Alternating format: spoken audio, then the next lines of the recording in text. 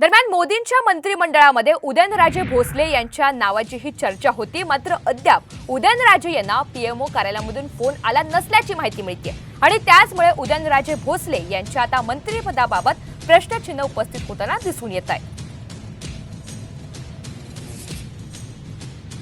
दरम्यान कोणत्या भागाला किती मंत्रिपद मिळालेली आहेत याची माहिती आपण ग्राफिक्सच्या माध्यमातून समजून घेऊया।